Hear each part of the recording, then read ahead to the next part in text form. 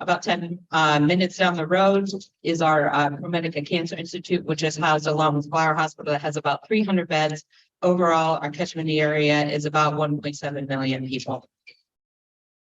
So the Cancer Institute itself, again, is in conjunction with a smaller hospital that's in our metro area, but we obviously have outlying areas where radiation and chemotherapy are administered, but we keep the surgery focused to those two metro hospitals and mainly the one. So how did ProMedica's physicians, hepatobiliary, pancreas, and endocrine surgery come to be? So I started at ProMedica in August of 2013. There was one PA, and then within the first year, we did 200 cases, 125 major HPB cases. We added another PA in 2 years. And then in about another year, we actually moved the practice from the Cancer Institute, which I thought was a good idea whenever I first went there, to the main hospital so we could be closer to the patients and that were sick and consolidate everything in our efforts. We also got an award for starting the HPB program that year, as they were kind of recognizing what it was. A couple of years later, Dr. Wary, who is actually a fellowship trained endocrine surgeon who started about the same time I did, we had always sort of worked together and were friends, but officially consolidated forces. And that's how we got the endocrine part. She's also what I would call the world's best HPB super fellow. She's been an awesome support, and I couldn't do it without her. We added a third mid-level, and we also outgrew our space. So I was able to work to get us our current space, which I promise will be big enough until I retire.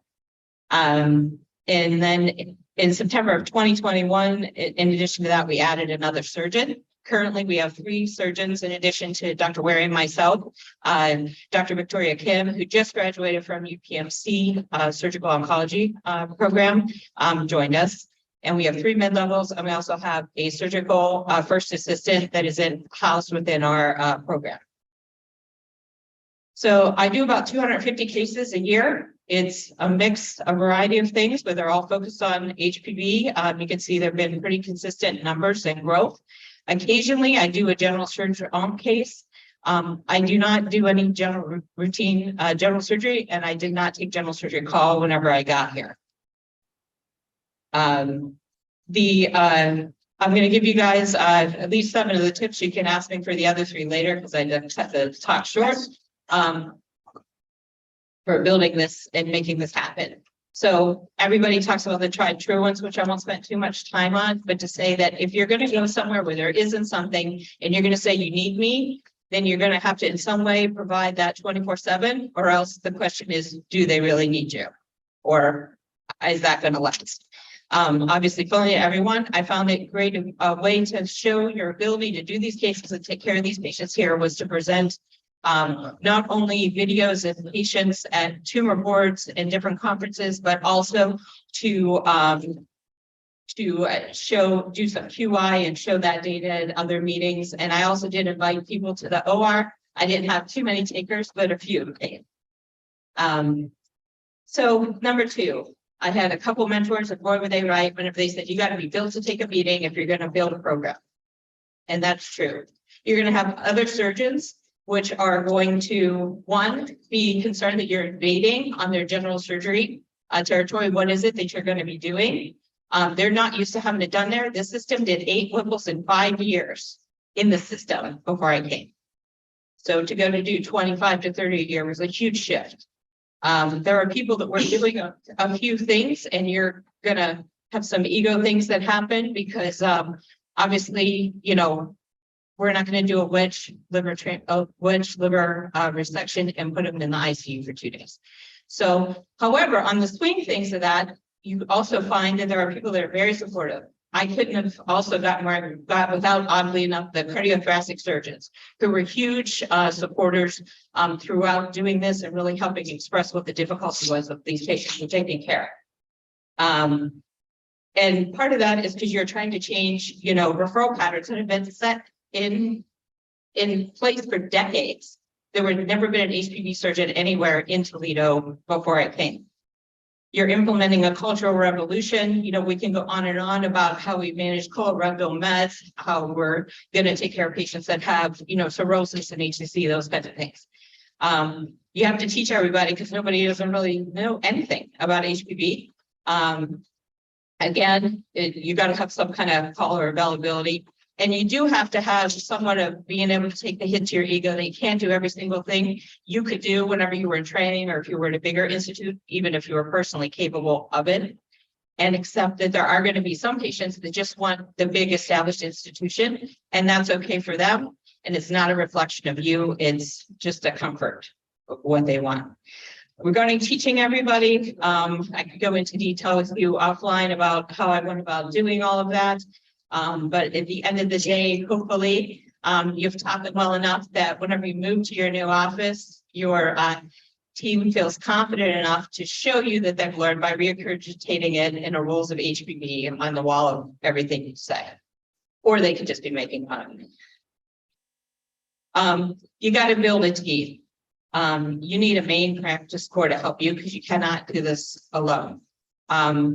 My core really has probably been with me, most of them about 8 years. Really trying to give everyone individual things that they're going to do, let them practice at the top of their license. My nurse, whenever I hired her, I said, you're the captain of the ship for the office. You make sure everything happens that needs to for these patients. If that means I'm not doing something I need to do, then it's your job to tell me to do it.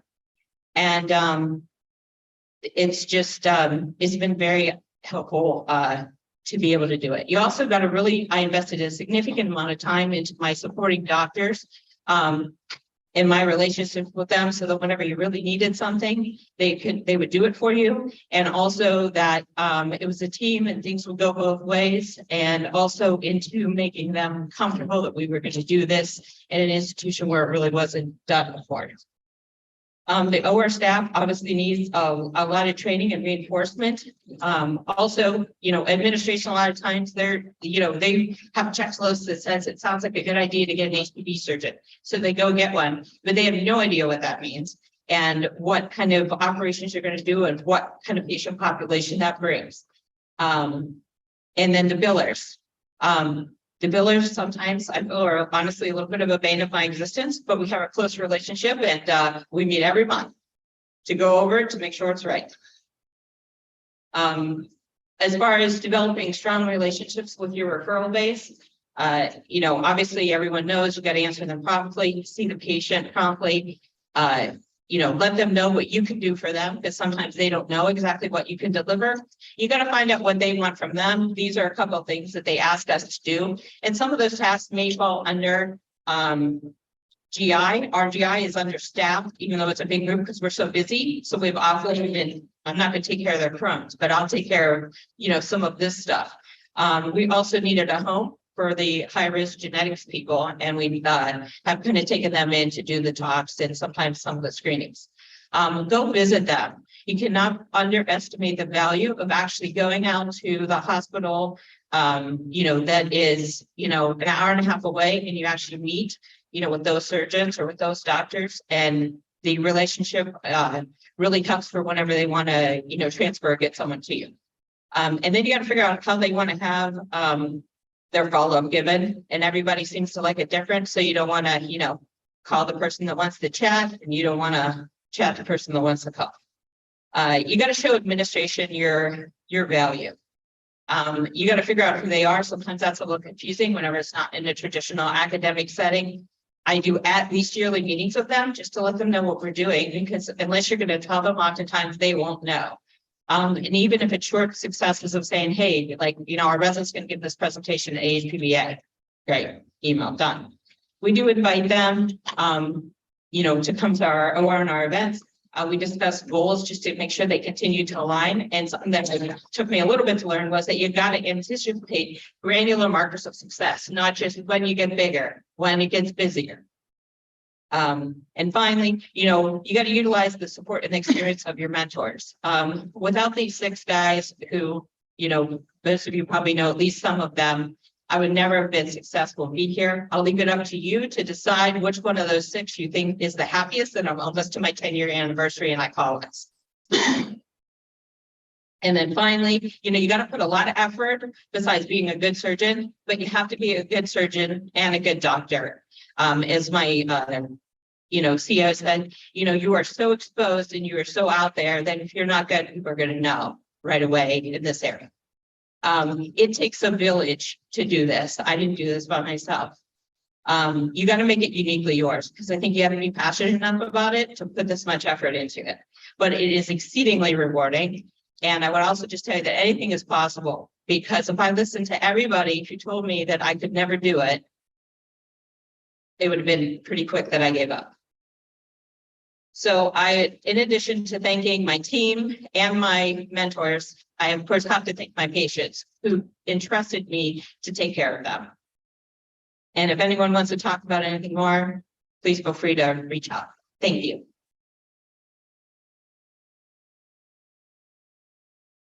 Just a couple comments, and then I'd like you to expand on something when it comes to the affability and availability. I think a common pitfall that new fellows graduating get into is that they want to please everyone, so they don't exactly know when to say no. They haven't been out long enough to know their limitations.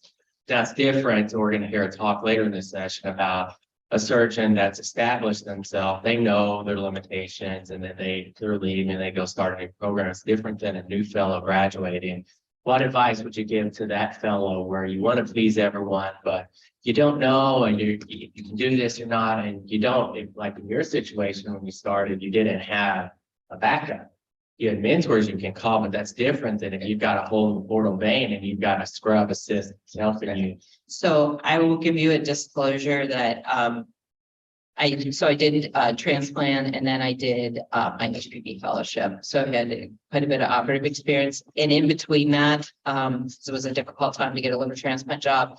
I actually in the interim while I continued to look for that job, I had about 1.5 years where I was a general surgery attending.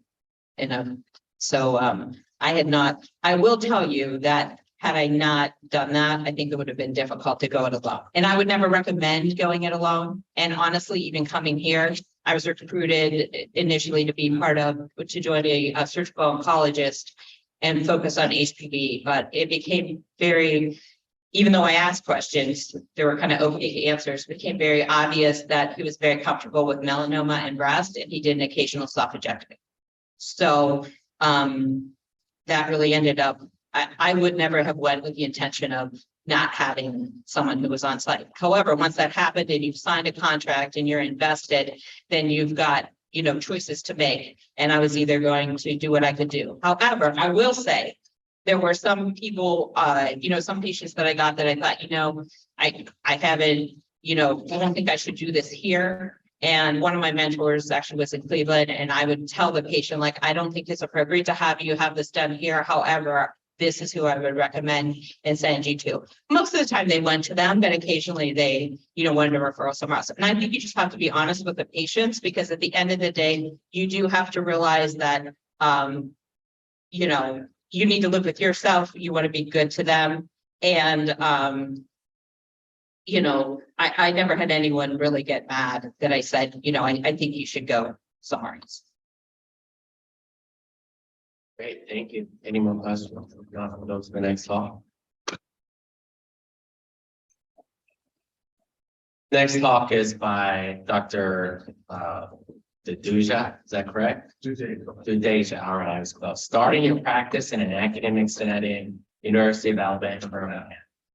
Well, thank you for having me. And I think Carrie has covered almost everything, because we may think that starting an academic practice versus a private practice is different. It's actually the same exact thing with some salient difference. So I'll try to cover it. So whenever you are starting a practice, or you're just moving and starting a practice at a different place, these are the 3 factors you need to consider, right? What do patients want? What do the referring physician want? And what do you want? So let's talk about referring physicians first. So they want the best for the patients, right? I mean, they want to get them taken care of. They want them to do well. However, they also want ease of referral, ease of getting records back, And also they want update on their patients, what exactly happened to them, because they're also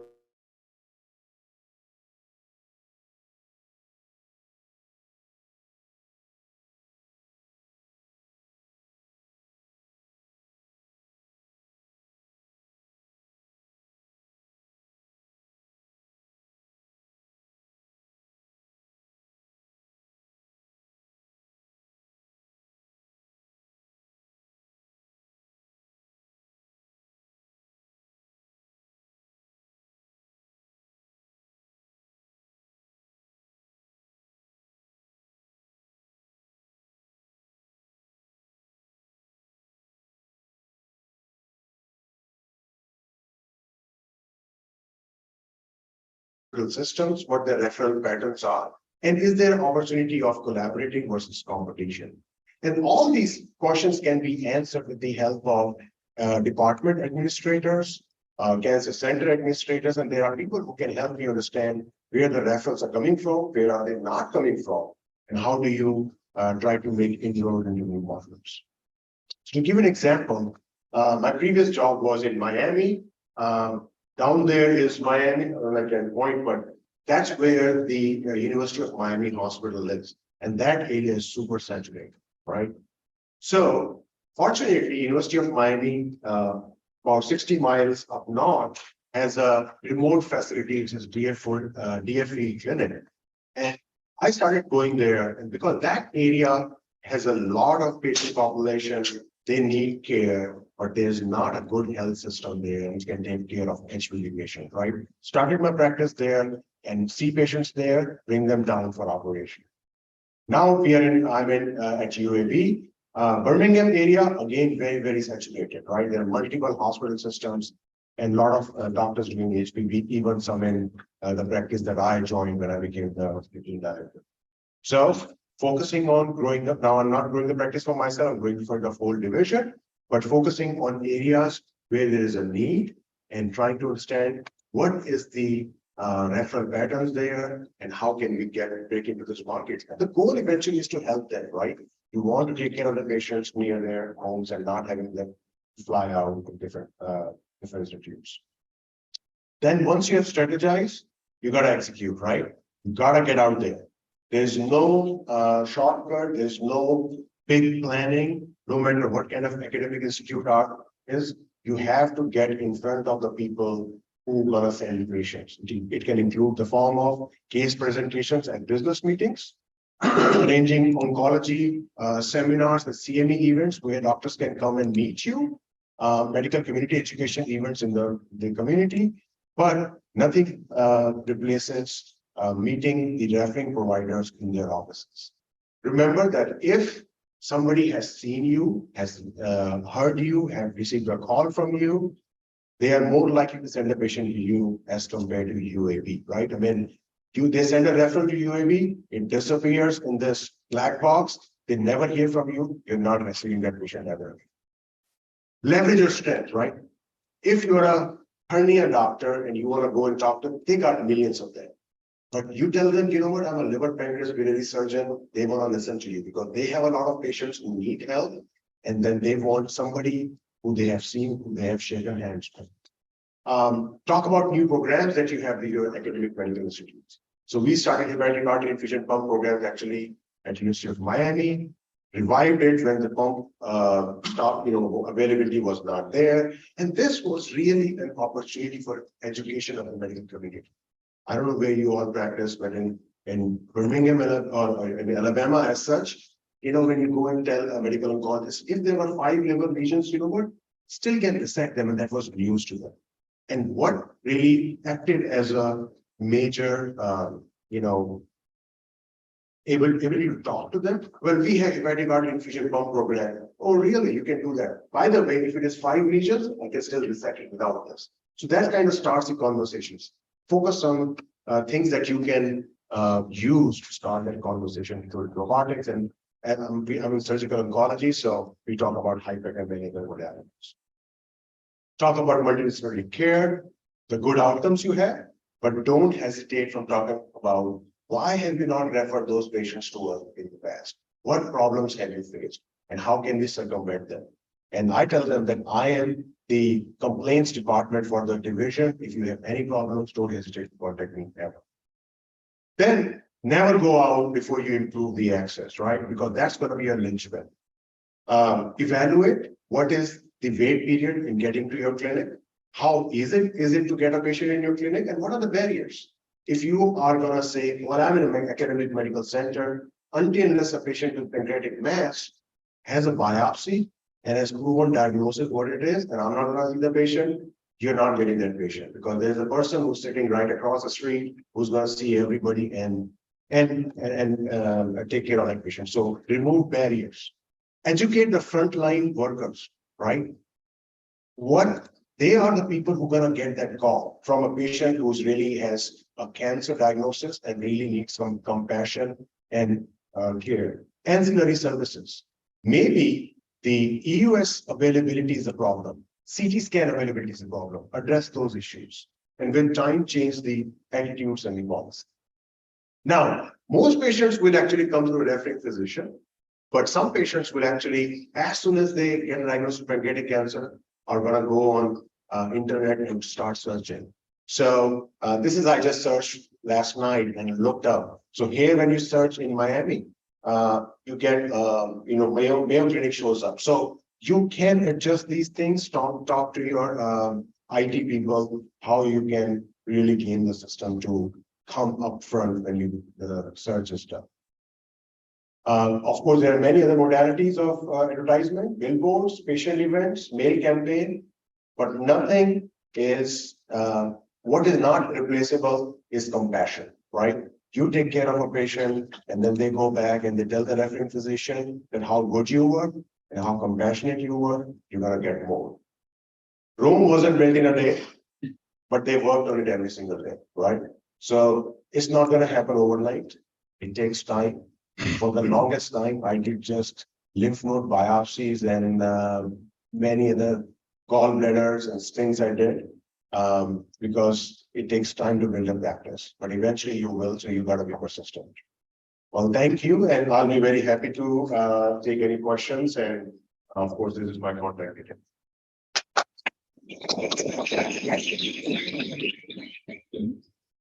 Any questions from the floor? Just a comment and a question. I'm thankful that you brought up the whole ivory tower phenomenon. It seems like a lot of the fellows that finish just expect, okay, they're going to show up, and then all of a sudden they're going to have 20 patients in clinic, and they don't have to do anything. And I think, you speak to them a year later, and then they're like, well, they didn't quite work that way. So it's good that you brought that up. I'm thankful for that. I think academics poses its own kind of subset of competition, particularly internal. Can you speak to that about, oh, you're the new person that just took a job at an ivory tower and you have all these senior people doing HPB surgery and you're the new kid on the block? So I think there are two components to that, and I will address one of the questions which Gary also got, is that actually that in one way is an opportunity. So when I started at University of Miami, there were like 5 hepatopancreatic centers.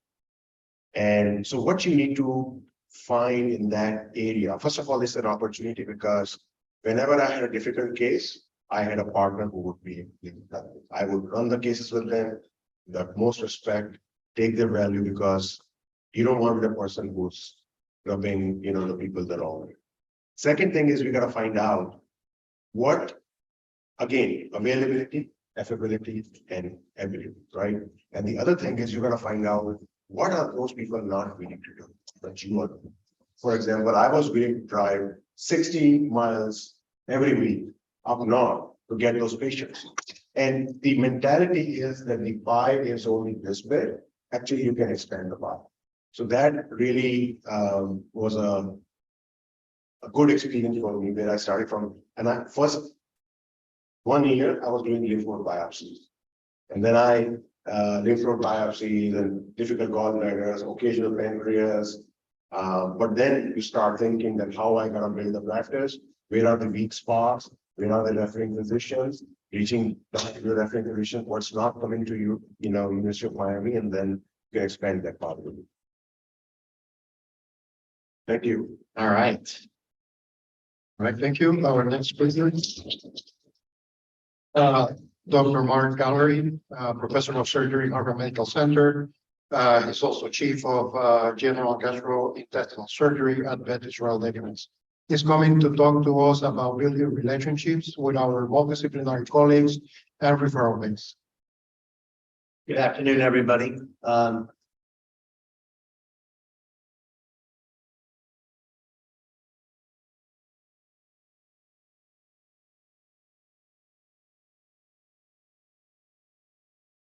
Because they are going, I hope, for you, support the structure I've chosen.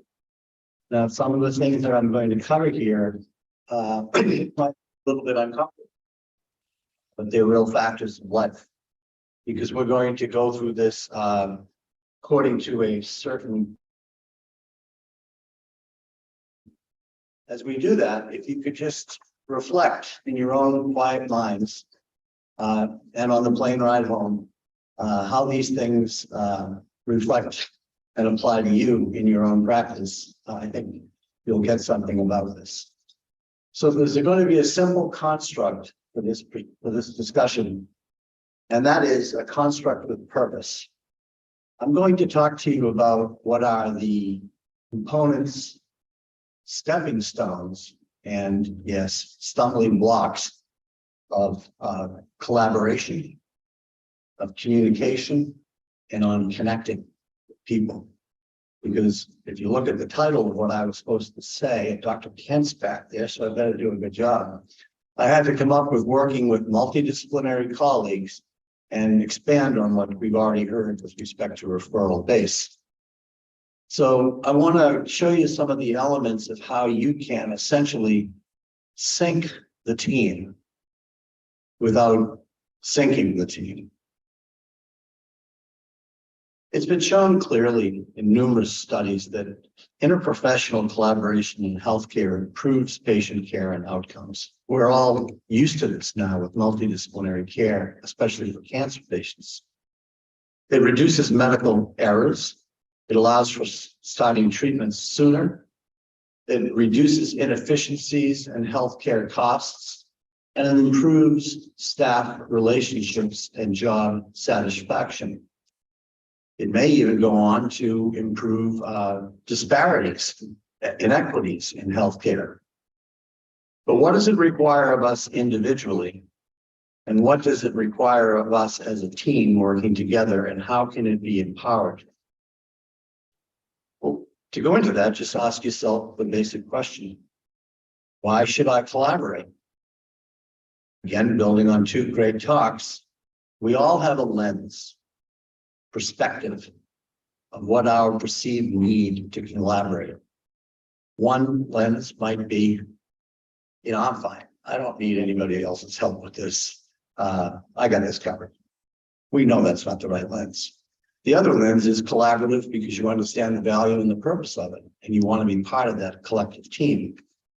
But there's also societal perceptions and business perceptions that we're all aware of. Are you going to be collaborating for the purpose of patient line or business bottom line? You want to do the former. Furthermore, competition as opposed to collaboration has been shown to reduce quality and exacerbate inequities in healthcare. Collaboration shows better problem solving, peer learning, shared purpose, collective innovation. For those of you who have business backgrounds, you'll recognize this phrase of collaborative advantage. You want to nurture your collaborative advantage. That's a premise, a tenet of how businesses are run and structured. And we have to do that now in healthcare. Okay, so the next question, we already talked about collaborating. Why communicate? Well, it shows you actually practice and embrace collaboration. It's really not that much difficult. Conflicts can be handled together. You can work toward improvement together, and you can nurture effective teamwork competencies that helps patients and their families. If you communicate well, you can delegate across team members, assign specific responsibility and tasks. You can tighten handoffs and care, and you can share openly and actively, especially for optimal patient care goals. The components of successful teamwork are summarized here briefly. Open communication, a respectful, non-punitive atmosphere, clear directions and tasks and roles for all, and the respect required to acknowledge those. Clear decision-making authority and accountability. Shared responsibility for overall team success. And the appropriate balance for each team member's participation and effort and respect for it. Don't depend on overlapping knowledge to get you through a problem. Try to build a complementary knowledge base amidst the team, and you'll do better. Also, successful teamwork provides for acknowledgement and processing of conflict and challenges, regular and routine communication and informational sharing, especially with the media and other areas, even the electronic medical record.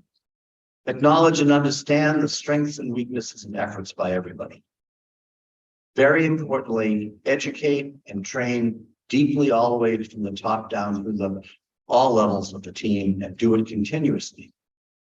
And you want to evaluate your outcomes, be nimble, and be willing to adjust, not just individually, but as your group team, and doing it often. Here's the bad news. What are the barriers to collaboration and communication? This might be something to think about on the airplane ride home, but you may know some of these from personal experience, but here they are, they've been studied. Everybody has personal values, expectations, biases, conscious and unconscious. There are personality differences that can get in the way. Hierarchy, disruptive behavior in all its many flavors. Culture and ethnicity, generational differences, gender and identity differences. There can be historical, interprofessional, and intrapersonal rivalries, differences in language and jargon, schedules and professional routines, and varying levels of preparation, qualification, and status. That person probably is not the right surrogate for that case. There can be differences in overall education. People worry about a fear of getting a diluted professional identity. And then there are differences in accountability, value, compensation, rewards. One member of the team is a bit annoyed with the amount of salary another member of the team may be making for patient care. You guys have seen all of this. I'm not telling you anything new. I'm just structuring it for you. Concerns about clinical responsibilities and actual performance and complexity of care. What are people actually individually able to handle? Also, we all are here trying to get smarter. And there's complexity of knowledge, disruptive technology, trying to wrap our arms around it. We all can't do everything. There's so much emphasis on delivery, RVUs, more patients in clinic, get the notes billed, etc. And I'm a division chief and I have to torture people. Not always a popular thing, but that's fine. I think I put this in last because I was thinking about it. Individuality itself might kind of be a barrier to successful communication and team collaboration. Again, the threat of personal identity being diluted. Final question, why connect? Now, this has been covered beautifully so far, but again, perhaps a simple answer. You want to connect because it shows you actually practice and embrace collaboration and communication. It all follows, at least in this construct. It allows you to simply blend fun with professionalism. You should connect, you should communicate, so enjoy yourself doing it. Put in the effort. This is not part of your genome. You have to put in the effort to express this. Now, we talked about AAA, it's been covered perfectly. Nowadays, could it be as important or more important or additively important as what I came up with, PPHH? That patient, performance, honesty, and humility. Everybody wants to see that in us as professionals. As you build up yourself and your ability to connect, think of this. Look through your windows. We talked about mentors, people that you admire for the way they did it, and we all have had those. You see things that they did well. You want to emulate that. You want to build yourself around that positive example. You want to do better and better and better and learn from others with experience more and less than you. And you want to look into your mirror, not just into your own out your own windows. The final slide talks about the concept, also a business concept, of emotional intelligence. Kind of a buzz phrase, but it's been studied now for over 30 years, and it has 5 realms to it. Used to be thought of as a key central part of really leadership opportunities, but it's really not. It should apply to all of us, every level. Self-awareness, empathy, motivation, self-regulation, and social skills. You want to go through all of those things. Now, about 5 or 6 years ago, I remember this. I had one of those 360s, you know, they're blast, right? You know how they go. And my reward, I didn't have to pay for it, so that was good. But I got it done. And then my little reward was I got a card, like a business card that I could put in my wallet. So I did it. And it was my reminder from my 360, and it said, "You're almost doing very well." So thanks very much.